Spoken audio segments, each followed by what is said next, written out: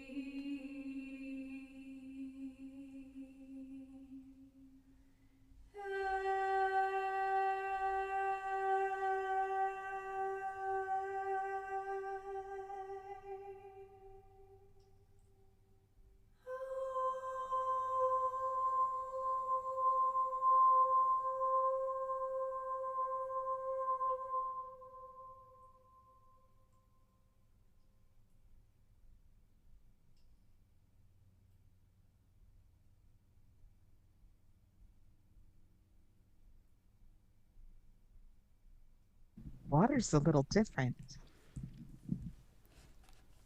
Interesting. I think it's interesting that he saved this one for last because it almost feels like a culmination of the others. Almost, I don't want to say it feels more important because all of the elements are, they're balanced, he says. All of the elements are balanced. But there's something about this one that has a gravity to it that the others don't. Or there's an understanding of it that's a slightly different than how you go about the others.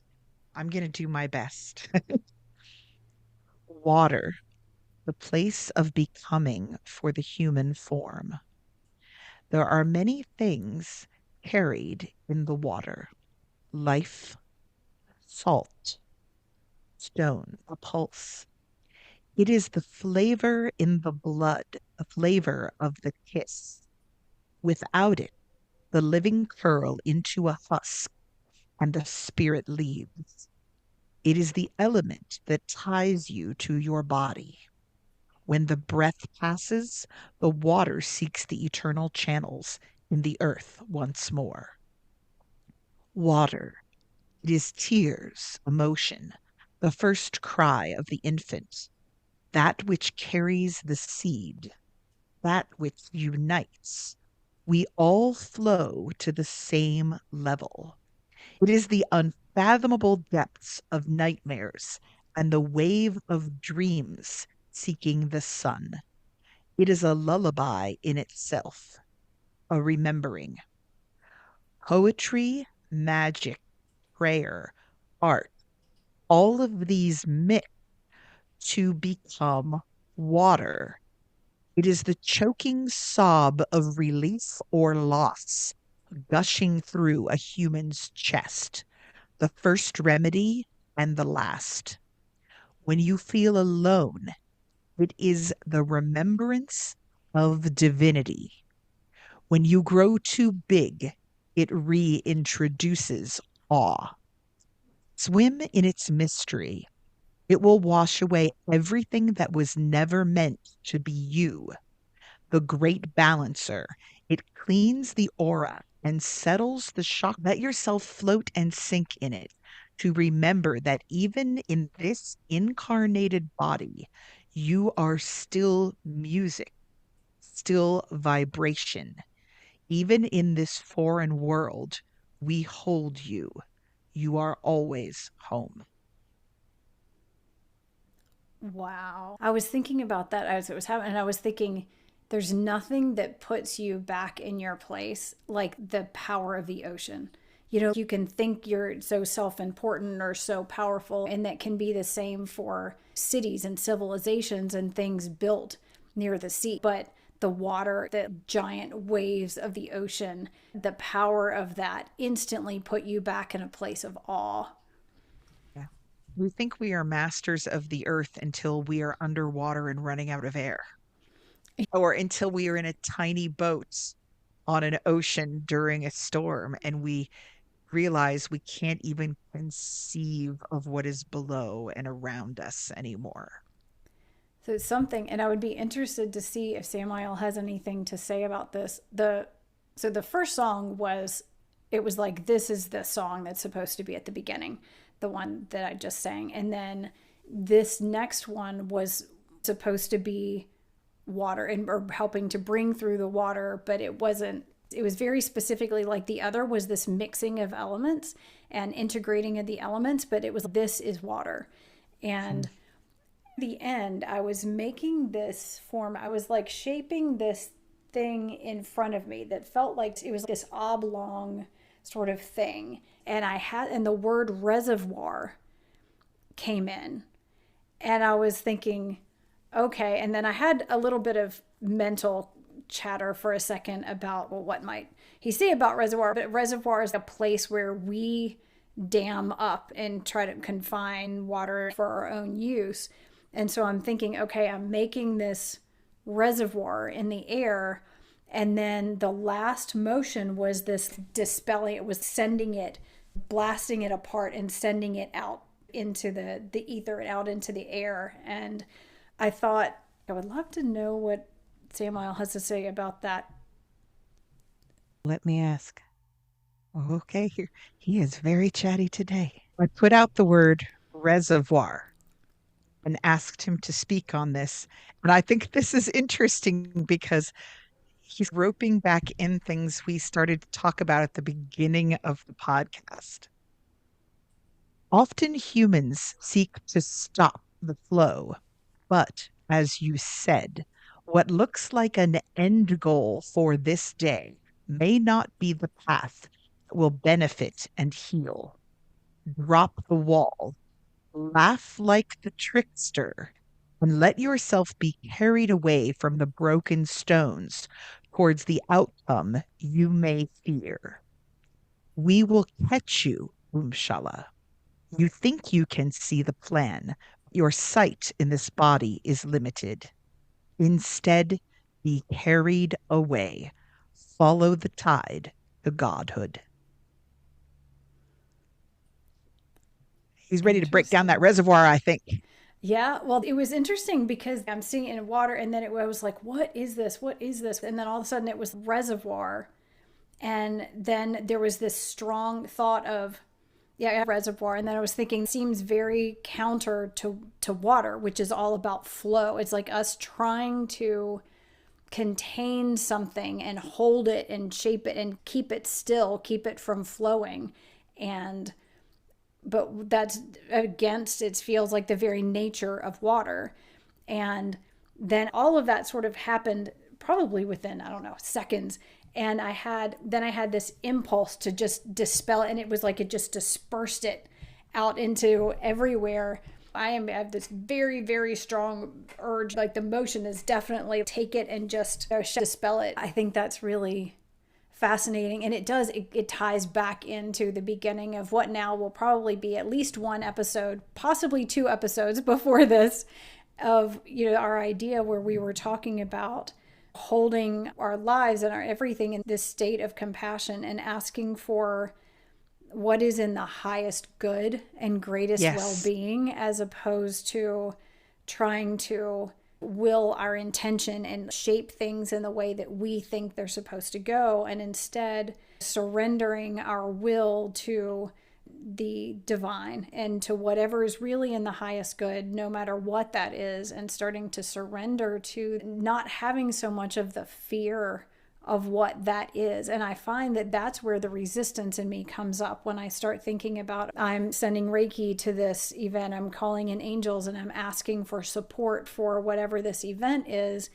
And I want to say, make sure this happens, make sure this is what happens. And I stop myself because I know that's not how this works. And that's not how you get the highest possible outcome. That's through surrendering and asking for, please allow what is in the highest good to come through. Please protect those and keep them as safe and healthy as possible while still allowing in that which is in the highest good. And then there's that fear of, but if I open up to that, what might happen? And I feel like that's what he's addressing. What could happen that I might label as bad or terrible or catastrophic or whatever it is. And that fear causes us to create energetic reservoirs instead of allowing it to flow and going over the rapids and allowing ourselves to be carried and knowing that we're being supported by the divine and allowing that. But ultimately, that's really always what is going to be truly in the highest good, whether our limited perspective can see whatever that outcome is that we think is the worst thing, oftentimes is really that most important catalyst that shifts everything towards our growth and evolution. Absolutely. We often very much buy into this illusion of control. If you think about how much time as humans we try to predict what will happen, I mean, just think about that's basically what the news is, right? The news And the is weather. here's what, and the And how weather, often you are know, they right? and traffic and all these other things. We spend our whole day trying to figure out, oh my God, we just saw this thing happen. How can we extrapolate from that the future? We spend all of our time trying to divine the future. And we'll talk about this when we get into divination. It seems that divination may better serve us as an opportunity to commune with the divine rather than a way to predict the future, right? Yeah, Because the absolutely. thing is, there are too many factors to predict the future. And what often factors into that, the reason why people go and want to do divination a lot of times, it's, am I going to get the job? Does she love me? It's this illusion of control that we want to hold on to. The reservoir is the same thing. We've put an extremely powerful element in a contained space and said, look, we are humans and we have done this thing. And the reality is that we will spend all of our time fighting that water to keep it where it is because we don't have control over the weather. We do not have control over the elements. We do not have control over human thought. We spend so much of our time trying to predict it. Samael wants to add support has many faces. It may be unrecognizable at first. So we often think, I want to be supported in this, and that looks like X. But Then when X doesn't happen, we're angry and we're disappointed and we're ticked off, and we get on social media and we post about how we have been wronged and this is awful. And yes, it feels awful. But sometimes in our short-sighted bodies, we cannot predict that what we are actually experiencing that seems so awful in this moment may actually be beginning, maybe a kernel of lasting change that is coming to us. And if we can set aside our fear and our hurt and our upset and our sense that we've been wronged, and I'm not saying we haven't been wronged, a lot of times we have definitely been wronged, but if we can leave a little space in there for the possibility that something divine beyond our wildest dreams may happen, then that little space is hope. And that's what we have to keep in there no matter what. Because, I mean, think about the last time you got in an argument with an office mate, right? Or an argument with a friend, and you go home and you spend hours going over it in your mind, what you should have said, what they should have said, how upset you are with them, blah, blah, blah. It's messing with your sleep. It's messing with how you eat. It's putting you in a bad mood. And you make this whole big plan for what's going to happen the next time you see that person. And then the next time you get to that person, circumstances have changed to such a degree that none of the outcomes you spent all night worrying about are even on the table, right? And you go, oh my God, I spent all Tuesday night feeling like that was the end of the world. I didn't eat dinner. I cried. I snapped people's heads off, only to discover that things have changed. And that issue now looks completely different. This is what we're talking about here, is that there are elements bigger than all of us. And there are things shifting and moving that are beyond our control. And if we can leave a little space in there for hope and leave a little space in there to look back and say, things are rarely what I predicted they would be. And if I can leave open a chance for hope and ingenuity and the unexpected to come in and just surf those rapids out of the reservoir and understand that there are wonderful things happening even in the face of the most awful things, not only will it allow us to endure and survive difficult times, but it is going to open possibilities that may reach much further than we could ever see on our own. Yeah, absolutely. Those difficulties are often also the things that make us grow and make us stronger. You don't get bigger muscles by not using them, and that the using them is actually a tearing of the muscle fibers so that they can come back together and rebuild in a different way. I think that so much of the time we want to try to avoid those difficult times and those things. We can ask for mitigation, divine mitigation of those things as much as possible to help to soften or shape those in our highest good as much as we can. But it's through going through those things, the breaking down, the element of fire, as he was talking about. Sometimes those really challenging, difficult things are like that element of fire. They cause some of this breaking and tearing that then opens up new possibilities and new, healthier ways for things to come together, and stronger, better, more sustainable kinds of ways of moving. One other thing I wanted to add was I was thinking, we were talking about trying to put out there for what is in the highest good. And it was interesting, an article that was written by William Rand, who started the Holy Fire of Reiki, in the Reiki News magazine, was talking about and mentioned that studies done by the Spindrift group, in which prayer was studied for its effect on plants, which are not affected by the placebo effect. And indeed, what they found was that praying for a non-specific beneficial result was the most powerful. So rather than praying that a person be cured of cancer, or praying that I get that job, or this court case goes a certain way, or this is founded a certain way. But rather than praying that, or in our case, intending or sending intention or sending Reiki or healing energy towards that which is in the highest good, and that the highest good be accomplished for them, will actually produce the greatest health benefits or the greatest benefits in general. And it's funny because we think that we're shaping things in the direction of the way of what is the best by controlling it, by creating that reservoir. And really, we're opening by allowing it to flow without our control, but simply asking for things to be shaped in the highest good and greatest well-being. That actually opens up the possibilities for so much more health, so much more healing, so much more transformation.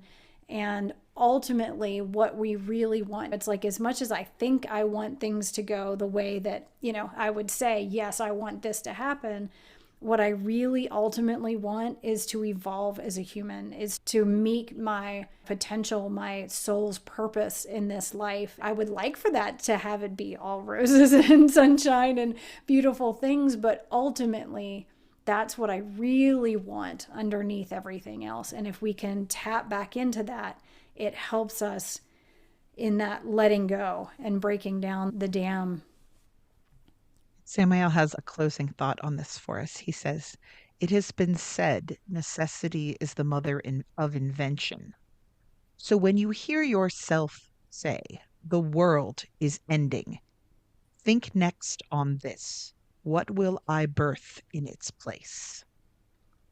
And I think we do a lot of that. This is awful. This is awful. The world is ending. The world is ending. But now he's challenging us to add, what will I birth in its place?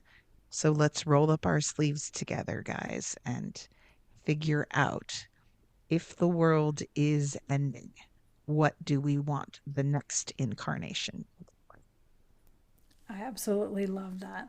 What will we birth in its place? And I feel a quick ending song coming in. Wonderful.